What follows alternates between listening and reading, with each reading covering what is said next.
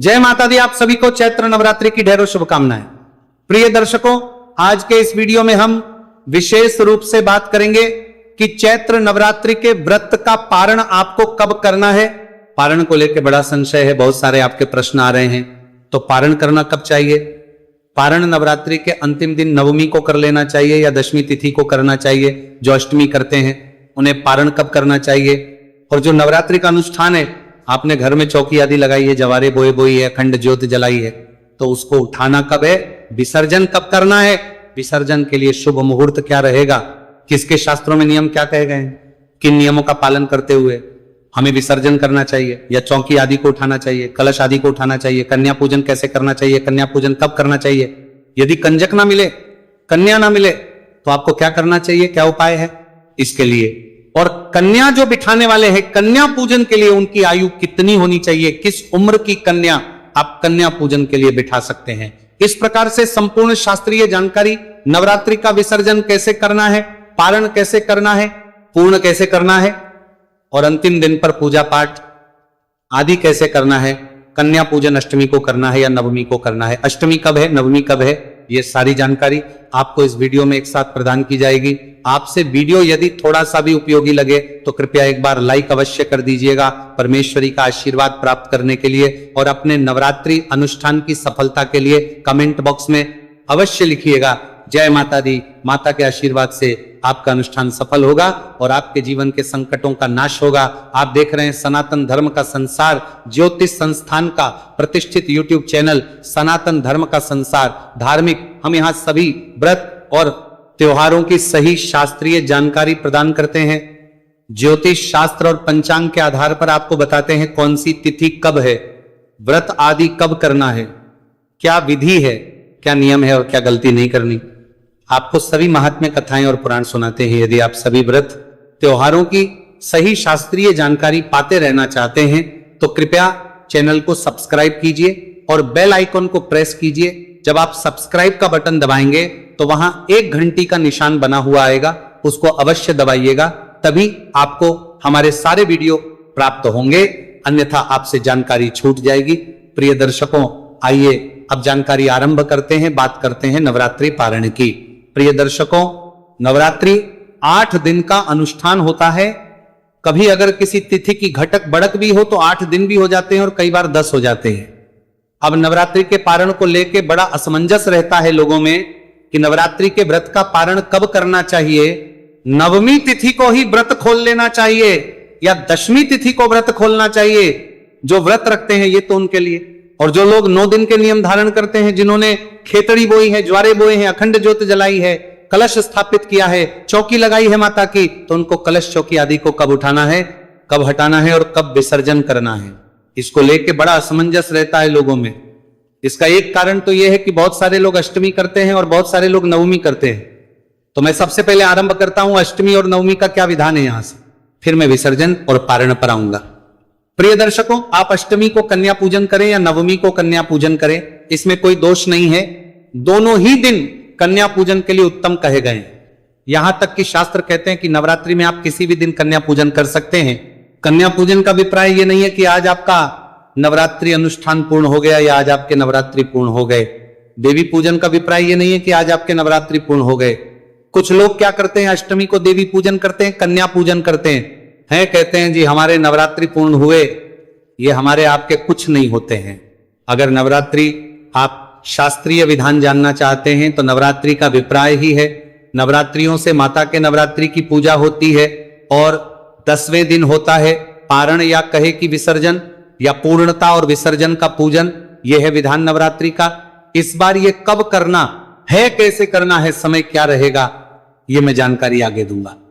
इसमें एक और विधान भी आता है विसर्जन का या पारण का, उस विधान के मैं भी आपको बताऊंगा कि और दूसरा विधान क्या है विसर्जन और पारण का। अभी हम अष्टमी और नवमी को एक बार समझ लेते हैं। तो अष्टमी और नवमी 2 तिथियां देवी के पूजन के लिए, कन्या पूजन के लिए है। नवरात्रि के पारण के लिए या नवरात्रि की पूर्णता से इनका कोई लेना देना नहीं है। किसी के घर में अष्टमी को देवी पूजी जाती है, किसी के घर में नवमी को देवी पूजी जाती है। ये ठीक वैसे ही है जैसे कोई शीतला पूजा सप्तमी को करता है, कोई सोमवार को करता है, कोई अष्टमी को करता। ये सबकी अपनी मान्यताएं हैं। इसको ऐसे समझिए कि प्राचीन समय में जब कबीले हुआ करते थे तो एक कबीले ने वहां के परंपराओं के अनुसार अष्टमी को निर्धारित कर दिया। आसपास तक सूचना अधिक जाती नहीं थी। दूसरा कबीला जो था वो नवमी को देवी पूजन करने लगा। वो अपनी इच्छाओं के अनुसार उन्होंने अपना निर्धारण कर लिया। अब वो कबीले धीरे धीरे बड़ी बड़ी समुदायों में बनते चले गए। वो समुदाय पूरी दुनिया में फैलते चले गए और ये आज हम इस स्थिति में पहुंच गए हैं जहां एक पड़ोसी अष्टमी को करता है, दूसरा नवमी को करता है। दोनों में कोई गलत नहीं है, दोनों ही दिन शुभ है और उतने ही मंगलकारी हैं। पर ये फिर बताऊंगा आपको कि अष्टमी पूजने वाले अष्टमी के दिन देवी का चौकी का विसर्जन ना करें, चौकी को ना उठाए, ना ही ये समझिए नवरात्रि पूर्ण हो गई। नवरात्रि के नियम तो आपको नवमी तक आप निभाने ही होंगे। आपके घर में देवी पूजन अष्टमी को किया है आपने, नवरात्रि के नियम 9 दिन के होते हैं, उसका आपके अष्टमी देवी पूजन से कोई लेना देना नहीं होता। इस ब्रह्मांड में 9 दिनों का जो नियम कहा गया है उसका पूरा प्रभाव 9 दिनों तक रहता है। ऐसा नहीं कि किसी के यहां अष्टमी होती है तो उसके लिए प्रभाव 8 दिन में समाप्त हो जाएगा। तो सबसे पहले इस बात को ध्यान दें कि केवल देवी पूजन आप अष्टमी को कर रहे हैं, नवरात्रि का समापन आपका नवमी के बाद ही होगा। इस वर्ष कब है अष्टमी? इस वर्ष अष्टमी रहेगी प्रिय दर्शकों 26 तारीख को, 26 मार्च को अष्टमी रहेगी। अब आप कहेंगे पंडित जी 26 मार्च को ही कुछ लोग नवमी भी कह रहे हैं, तो क्या नवमी भी 26 को ही करनी है क्या? उस विषय पर मैं आगे आऊंगा, अभी बताऊंगा उसको भी विस्तार से। अभी हम जानते हैं कि कन्या पूजन आप जो करेंगे तो कन्या पूजन कैसे करना चाहिए, कितनी कन्या चाहिए, कन्या ना मिले तो क्या करें। प्रिय दर्शकों, कन्या पूजन आप अष्टमी को करें, नवमी को करें, चाहे सप्तमी को करें, नव कन्याओं का विधान कहा गया है। मां दुर्गा की 9 स्वरूप कहे गए हैं, उसी के अनुसार 9 कन्याएं होनी चाहिए और एक बालक होना चाहिए, एक लड़का होना चाहिए। इस प्रकार से इन 10 को आप निमंत्रित कीजिए, प्रेम से अपने घर पे लेके आइए, उनका स्वागत कीजिए। ये सोच के चलिए कि देवी स्वयं आपके घर आ रही हैं।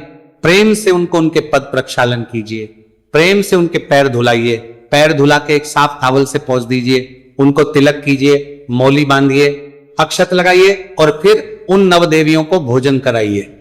अब आज के समय क्योंकि देवियों को बहुत सारे घरों में जाना होता है तो भोजन तो कर नहीं पाती है, तो खीर, पूरी और हलवा, उस पर काले चने जो होते हैं ना बनाते हैं, विशेष रूप से ये सभी रखिए। जो भी दक्षिणा आप अर्पित करना चाहते हैं उनके लिए वह दक्षिणा रखिए और कुछ उपहार लाए हों।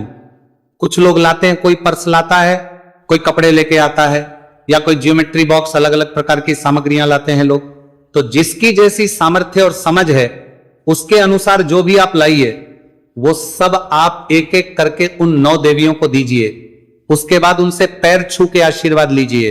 एज आपको इन 9 देवियों का पूजन करना होता है।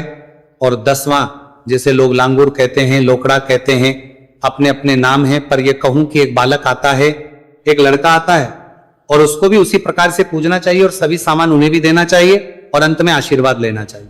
अब प्रश्न उठेगा कि पंडित जी अगर कन्याएं ना मिले तो क्या करें, क्योंकि आजकल टाउनशिप हो गई हैं और वहां पर बहुत सारी कन्याएं एकत्र होती नहीं और आजकल तो भी पड़ोसी के घर भेजने को भी तैयार नहीं होते क्योंकि सुरक्षा के कारण बड़े सारे उत्पन्न हो गए हैं।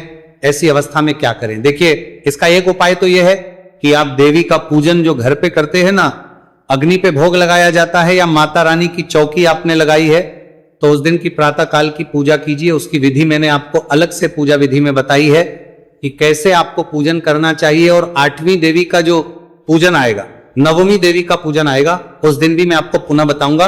उस वीडियो के अनुसार पूजन कर लीजिए देवी का पूजन करने के बाद आप किसी मंदिर में चले जाइए। मंदिरों में कन्याएं होती हैं, मंदिरों में पता है जो आसपास की कन्याएं होती हैं वो आसपास पूजन कर लीजिए। जाती हैं, उनको पता है कि बहुत से भक्त आएंगे और वो वहीं पर, फिर आप वहीं जाइए, उन कन्याओं के वहीं पैर धोइए, उनको जो भी द्रव्य दक्षिणा देनी है, भोजन देना है वो दीजिए, उनसे आशीर्वाद लीजिए। अब मान लीजिए आपके लिए यह भी संभव नहीं है क्योंकि बहुत से ऐसे भी प्रांत है जहां मंदिर ही नहीं होंगे, तो ऐसी अवस्था में आप क्या करें?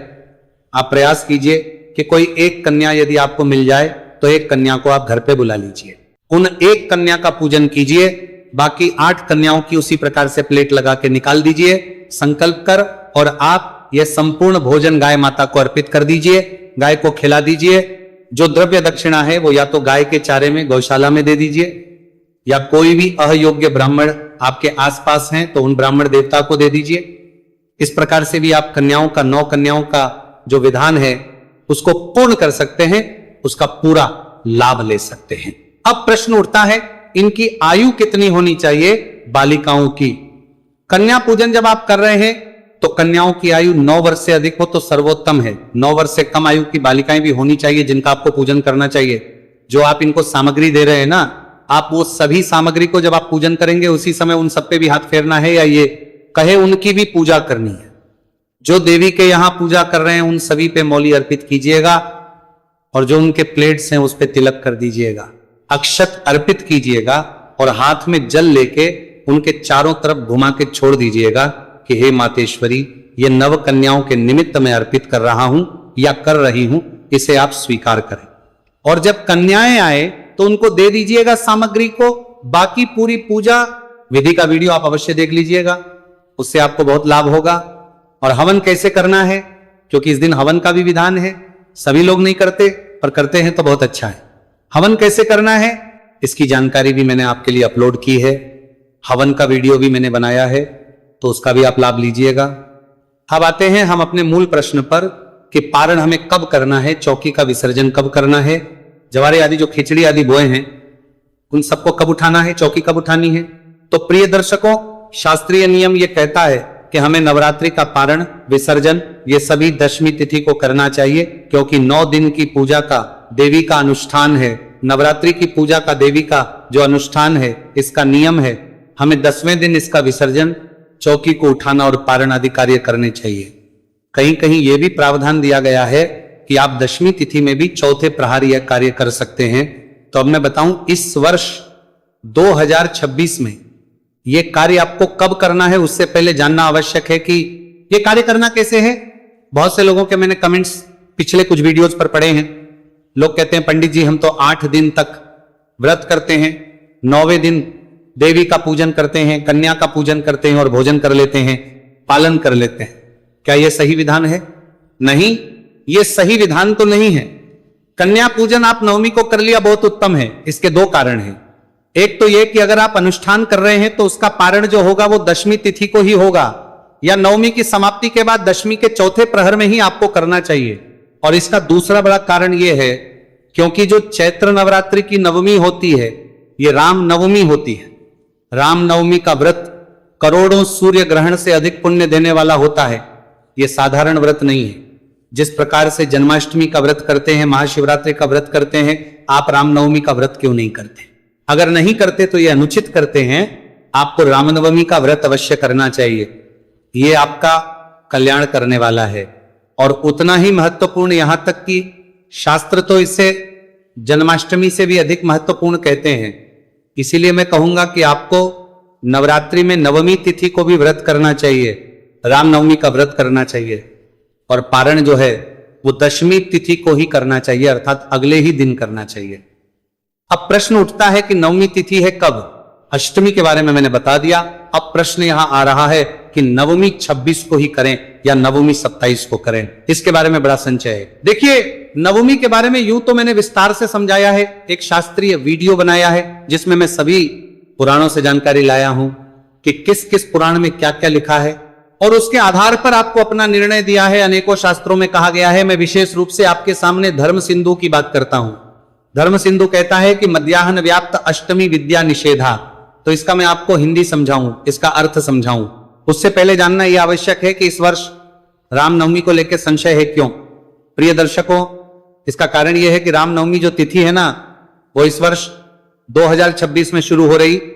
26 मार्च को सुबह 11:48 पर और 27 मार्च को यह 10:06 पर समाप्त होगी, और कुछ स्थानों पर यह दोपहर को 12:07 तक रहेगी। और इसी कारण से संशय उत्पन्न हो गया है, क्योंकि कुछ लोगों का कहना है कि भाई भगवान रामचंद्र का तो जन्म दोपहर का है, इसीलिए 26 को रामनवमी मनानी चाहिए। अब लोग जो हैं शास्त्रों को जाते हैं, केवल ये देखते हैं कि भगवान का जन्म कितने बजे का है, वो ये नहीं देखते कि और क्या क्या चीजें उस समय कैसी थी।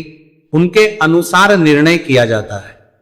तो मैं बड़ी बात बताता हूं, जैसा मैंने अभी बताया कि दिन द्वे मध्याह्न व्याप्त अष्टमी विद्या निषेधा, तो हमारे शास्त्र कहते हैं कि यदि नवमी 2 दिन मध्याह्न व्यापिनी हो या नहीं भी हो, तब दशमी विधा, नवमी वाले दिन ही यह व्रत करना चाहिए, क्योंकि राम नवमी के निर्णय में अष्टमी विधा का वेद निषेध मान।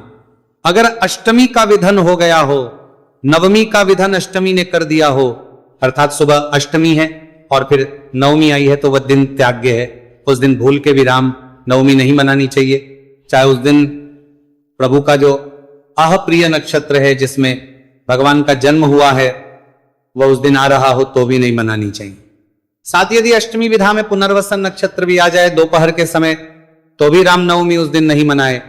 जिस दिन दशमी विधा हो उस दिन मनाना उचित है। तो इसी नियम के आधार पर रामनवमी 27 तारीख को मनाई जाएगी। प्रिय दर्शकों, अष्टमी आप 26 तारीख को कीजिए, रामनवमी आप 27 तारीख को कीजिए। अब बात करते हैं कि रामनवमी 27 को अगर आप कर रहे हैं तो पारण कब करेंगे? आप पारण करेंगे 28 तारीख को। चाहे आप नवरात्रि के व्रत कर रहे हैं तो नवरात्रि के व्रत का पारण भी, और रामनवमी का व्रत कर रहे हैं तो उसका भी पारण आप 28 को ही करेंगे। पारण का विधान 28 का ही कहा गया है। 28 तारीख को पारण के लिए समय क्या रहेगा? 28 तारीख को सूर्योदय से और 8:45 के बीच में आपको पारण कर लेना चाहिए। यही श्रेष्ठ कर है, क्योंकि उसके बाद एकादशी लग जाएगी। चौकी आदि विसर्जन कब करना है, चौकी आदि कब हटानी है, चौकी आदि का जो उठाने की प्रक्रिया है यह भी आप 28 तारीख को ही करेंगे। तो कैसे उठाना है, अंतिम दिन की पूजा कैसे होगी, इसका वीडियो मैंने अलग से बना दिया है, आपको शीघ्र ही प्राप्त जाएगा। उसके अनुसार आप अंतिम दिन की पूजा कीजिए और पूजन आदि करके, विसर्जन करके, पारण करके और आप लाभ लीजिएगा। हाँ, यदि आप केवल नवरात्रि का ही अनुष्ठान कर रहे हैं, आप नवमी का व्रत नहीं कर रहे हैं, तो 27 तारीख को 2:12 के बाद भी आप पारण कर सकते हैं। और 27 तारीख को 2:12 के बाद आप केतड़ी आदि और जवारे आदि जो बोए हैं उनका विसर्जन कर सकते हैं, चौकी को हटा सकते हैं, उठा सकते हैं, कलश आदि उठा सकते हैं। 27 को भी यदि आप केवल नवरात्रि की पूजा कर रहे हैं, पर मैं यही कहूंगा कि नवमी को अवश्य भगवान रामचंद्र के निमित्त व्रत कीजिए। और सबसे उत्तम तो यही रहेगा कि आप 28 तारीख की सुबह में ही चौकी आदि को उठाइए, कलश आदि को हटाइए और पारण आदि कीजिए। नवमी के दिन पूजन के लिए उत्तम मुहूर्त रहेगा 11:13 से और 1:41 तक, और अष्टमी का पूजन 26 मार्च को करेंगे सुबह 6:00 से 7:28 तक, या फिर 11:01 से और 11:49 तक। ये थी जानकारी अष्टमी, नवमी, पारण और विसर्जन के बारे में जानकारी। थोड़ी भी अच्छी लगी हो तो एक बार वीडियो को लाइक कीजिएगा, जितना हो सके शेयर कीजिएगा और कमेंट बॉक्स में लिख के अपनी राय दे सकते हैं। मां सबका कल्याण करे। जय माता दी।